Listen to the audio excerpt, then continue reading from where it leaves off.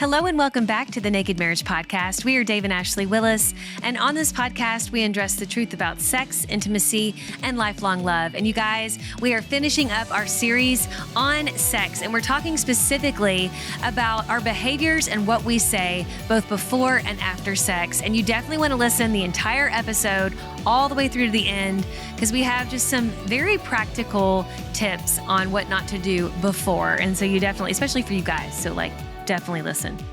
Yes. And even though this topic's on sex, I want to let you know that in just a couple of weeks, our brand new book about in-laws is going to be out. You can go to exomarriage.com/store to check that out, or Amazon or anywhere books are available. And this book we've been so excited about for so long, because I think this one issue, sex is obviously a huge issue in marriage. That's why we talk so much about it. We have a book called The Counterfeit Climax, all about sex and sexual baggage. But another huge issue that rarely gets discussed is in-law dynamics. Yes. And so writing this book specifically on that, I think could make a huge difference in your marriage. So be watching for that, check that out, and I think it's going to be meaningful to you. As is, we hope, today's conversation about what to do and not to do before and after sex. This is going to be a lot of fun, so let's dive in. We're going to talk about what to say, not to say, what to do, not to do after sex. And we got the idea for this when we did a couple Instagram videos. And if you're not following us on Instagram, we're at Dave and Ashley Willis. And we have a lot of fun with the community over there, so join us there. But on these videos, we did some talking about things to say and not to say, and we asked you to put in your suggestions for what to do, not to do. And it was so much fun. I think people had a lot of fun with it, and we thought, you know what, that would make a great full episode on the podcast.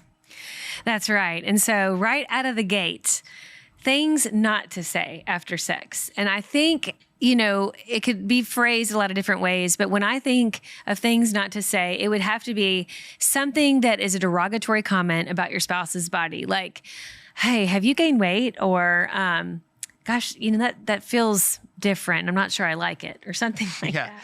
Oh, yeah. Or, that wasn't very good. Yeah. Or I'm glad that's over. Yes. Or just to say nothing at all. Well, that's, and when we talked about this on Instagram. Just kind of grunt and that'd be like, okay. People said they actually preferred their spouse not to say anything. See, I think sometimes it can go both ways, but they said they just want to kind of bask in the glow and not hear anything. So I'm like, well, there's that. All right. So but I think maybe that's where you talk beforehand about what do you like afterwards? Yeah. You kind of set the menu before, like, do you want me? How loud do you like me to be during, and what do you like afterwards? Do you want me to cuddle with you? Do you want me to just lay there in silence and let us both bask in the glory? Do you want me to tell you what I loved about that? Like, ask ahead of time. Like, what do you really like? Because I want not only sex to be great, but I want the little afterglow after sex to be great. And for that matter, I want every part of our marriage to be great. Yes. I think another comment that people, kind of agreed is not a good comment is saying, glad that's over. Like, now I've ticked the box, don't have to do this anymore. I think that it makes your spouse feel like they're just a check mark on a list, and not really someone to be cherished. And so, and maybe you say it in jest, and maybe it's like a joke between you, but not funny. It could really hurt. Another thing, now this one was kind of a controversial one. We had somebody say, I don't like it when my husband says, thank you. Yeah. Like normally in most parts of life, I love it to hear thank you, but when I hear thank you after sex, it makes it feel like transactional, I don't know. She didn't like it. And then somebody else wrote it and said, well, I love it when I hear thank you afterwards. So you got to talk about these things. I think definitely what not to say afterwards is, you're welcome. Yeah. Oh, goodness. It's like icky. You're welcome. I think another one, not to say afterwards is like something, I don't know, like, gross in nature. I don't know. Like, I think that we have to watch not being, turning them off. Cause here you just hopefully had this great experience, but then saying something gross, like about maybe your medical situation down there, or, you know what I'm saying? Like, I don't know, passing gas right afterwards. Like, that may not be the best thing. Probably not the best timing. Yeah. Yeah. These are all good. I'm taking notes because I want to not do these anymore. Right. Don't do that. You don't do that. Well, let's flip the script for just a minute. Like, what are the things to do after sex? One What are some of those positives? And again, I think talk about this, because what one of you likes, just like during the act of sex itself, what one of you likes, the other one might not like as much, and you have to communicate. I like cuddling. He does like cuddling. But Ashley's not a cuddler. No. Especially like right then, especially, she's right. She's like, that was good. We've just had a lot of closeness, and yes, now I'm going to have a moment. Well, I'm just going to be really practical and say that for most of us women, we have to go to the bathroom pretty fast, because if you don't, you can get like a UTI or other things. And so, I mean, honestly, you can only cuddle for so long, because you just practically speaking, you'll save yourself a trip to the doctor. And for some, they're more prone to that than others. But I mean, I'm just being like gut level honest. And so, you might want to come back and cuddle, but like maybe right after, just go clean yourself up and go to the bathroom, and then maybe come back and cuddle, which we'll do that sometimes. But, you want to make sure you meet your spouse's cuddle needs if they have needs to cuddle. I think as far as what to say afterwards, everyone loves to hear, well, that was good, or you enjoyed it, or amazing. Like that was amazing. Mind blowing. Yeah. Like, oh, I needed that. Like that's a good one. Like I really was looking forward to that. You did great. I think on the flip side, you don't want to be like, oh, well, that was sufficient, or it's okay. Like, it's okay. Or I've had better, Who? What?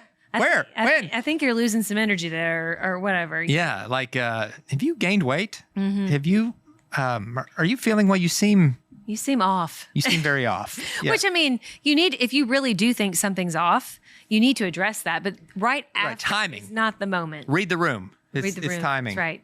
That's right. Yeah. So that's good. There's so much. Gosh, there's so much that you could say that's wrong or do that's wrong. Or I'm talking to myself here, because it is a sensitive time.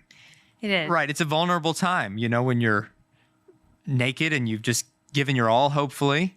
You know what I've heard lately that people are doing? And I thought, oh man, that would be so weird. When we were doing this on Instagram, several people commented and said that their spouse was like watching a sports game while having sex, and then like at the end cheered, and they thought they were cheering for them, and they were actually cheering for the team.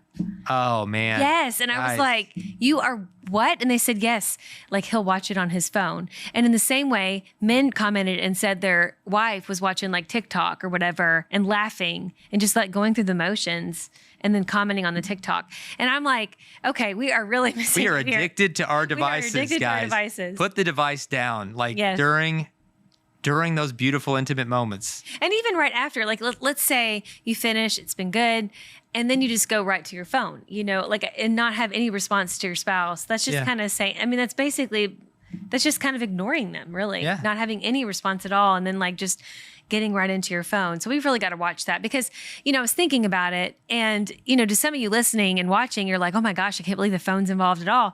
But I do think this isn't that far of a stretch for a lot of people. I think we are very addicted to our phones, and sometimes they just think, well, I'm not letting it mess with what's going on between us. I'm just continuing watching my game or my show or whatever, or responding to a text. But you guys, seriously, there's just not a place for that. It is taking away from the experience. And if anything, at the very least, it's making your spouse feel like they're not the most important thing in the room at that moment. So yeah, so true. And you want to make sure your spouse feels like the most important thing in your life, no matter what's going on, but especially in the most intimate of moments. You don't want them to feel like they're competing with anyone or anything. Yes. Because that is a huge turnoff. Mm-hmm. And that's going to really damage not only your sex life, but I think just trust overall within the relationship. Right. And so when you're talking about things to not do after, I think that, you got to just keep that respect part in mind. Mm-hmm. Let's pivot, because we have some time. Another thing we discussed on Instagram was things to do and say and not do and say before sex. Mm-hmm. And that was fun too. All right. So what are those things that get you, what do you like to do or not do? What do you like to hear? Yes. Before? So we're going to do what to say. Right. I think I've heard, and you've definitely said this is true for you, but like saying, women saying to their husband, like, I have some new lingerie on. Would you like to see it? Oh my gosh. That's a huge turn on for most men. Yep. I know some women are like, why? Because you take it off. Like, why is that a thing? But he likes it. it's Okay. like unwrapping a package. He's is what I've visual, heard. and he wants to see it on you, and then he wants to see it on the floor. Right, and right. it's going to be great. And so, yeah, trust me, he's into it. Yeah, like I've been wanting you all day. Yeah, I've been thinking about you all day. Just I mean, you could looking be as so simple hot. as you want to do it. Like the kids are occupied. I think that for parents, like that can be enough. yeah, that's nothing hotter than actually saying like, hey, the kids are all doing something. Yes. You want exactly. You got a minute? And I'm They're like, occupied. that is all the foreplay I need, guys. And I think just saying I want you so bad, or like or I mean, you don't necessarily have to say anything. Just start making out and just see where things go. I think that's I a know good where way they're to do gonna it go. too. You start making out with me. Or, you could be like, I'm going to take a shower. Will you be in here afterwards? Or go take one with me. You know what I'm saying? There's a lot of things you could do with that. We're gonna have to cut this episode short. I can tell. Let me tell you though, guys, when we did this on Instagram, there are so many things not to say before sex. Okay. And I think, in the same token of like some of these relate to the after sex thing, but, being kind of, I don't know, tired and kind of bored and being like, well, I guess you probably better go ahead and have sex because, you're expecting it or in a derogatory kind of way, like, ugh, Get this over with. get it over with. Got to tick the box for this week or whatever. I mean, your spouse will probably go ahead and do it, but like, it's not really sexy, right? Right. What else would you say, sweetie? Oh man, it's like, could we turn the lights off? You're just not looking your best right now. Oh gosh, like dagger to the heart. Dagger to the heart. Oh, have you gained weight? Yeah. We're gonna turn these lights off. Or can you wear this thing or talk this way to me so that it can fulfill some fantasy? Like whether it be a famous person or a neighbor or heaven forbid a family member. Like heaven forbid, to make you appear more like someone else. Essentially saying, you kind of disgust me. Can you just kind of talk to me the way this person does in this movie? Or can you wear your hair more like Cindy because my goodness, she's hot. I mean, like seriously, guys, that's going to make her not want to do it. But like we hear these stories, right? We hear these stories because it actually happens. I think another thing, again, you need to be really careful about how you talk about your body and maybe your ailments you're experiencing. We shared this in our little Instagram post, but saying like, it smells weird down there and I'm kind of itchy, but we could probably still do it. Like that is not, Oh my gosh. that's not going to go over well. That's so specific. And let's be real specific. You probably don't want to engage because there could be something really going on there. So right. get checked Get out. that checked out. I want to know it's an all clear before we start messing around. Oh Yeah. man. That's not going to be a turn on for sure. Right. Yeah, that's my head's spinning right now. With this a lot of information. It is. And the key in all this, guys, and some of this is we're just having fun here, but the serious part of this conversation is what you say and do before and after sex matters a lot. We tend to focus on just the act itself, and we talk a lot about, kind of how to enhance that for both of you and kind of things to do and not do. But I don't think we've ever had this discussion of what about before and after, which is really just as important, Right. is what's going on in between. And it's not just what you say, but also what you do. I think that's really important. Yeah. I mean, we have these phrases. Obviously, what you say is very important. But I even think your actions before. I know for a lot of women, myself included, it's really hard. You hear this concept of makeup sex or angry sex. And I would say, in doing the work that we do and talking to a lot of couples, for most women, that is just something they play out on TV. Like that they act like, they're... Oh, like they imply on TV, like, oh, they're angry. They're going to all of a sudden, like, they're going in this thing we can't see and they're clearly like going to make out and have sex or whatever. That's really not how it goes for most women. For most women, it's really hard for us to feel romantically close to our husband when we feel like he's being mean or we're not getting along.